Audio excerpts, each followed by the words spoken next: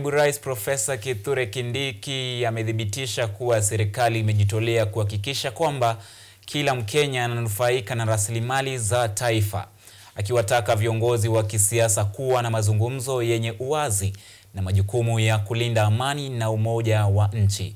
Akizungumza katika ibada ya madhehebu mbalimbali mjini Kilgoris, kaunti ya Narok, Naibu Rais alisisitiza umuhimu wa umoja wa taifa. Kindiki pia alionya viongozi wa kisiasa dhidi ya matamshi ya uchochezi, akiwakumbusha kwamba ingawa Kenya inadhamini uhuru wa kujieleza, haki hii inapaswa kutumiwa kwa uwazi ili kutohatarisha utulivu ambao ni muhimu kwa maendeleo. Hata kama mtu wako na mafikira tofauti, ayaseme kwa njia ya taratibu, njia ya heshima, wenye kuambiwa watasikia unasema nini. Na kama ni maoni mazuri, yatajumuishwa katika ujenzi ya taifa letu. Lakini hakuna mmoja wetu ako na ruhusa ati kwa sababu ako na maoni tofauti kusambaratisha amani na utulivu wa kitaifa.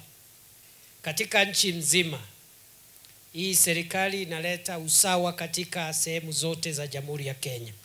Na sisi tunataka Kenya ambaye hata kesho Mungu akipenda Masai awe rais wa nchi wetu ya Kenya. Hii testimony ya ukabila shetani yafanya namna gani? Sasa watu wengine mnasikiza wakabila, mtaenda naye wapi? Siasa za ukabila hazina nafasi nchi yetu ya leo. Mumeona wale ambao walikuwa wakabila, mambo yao imeenda kombo na wameenda vile wameenda. Na hata wakienda vile wameenda, unaona bado wanaeneza ukabila.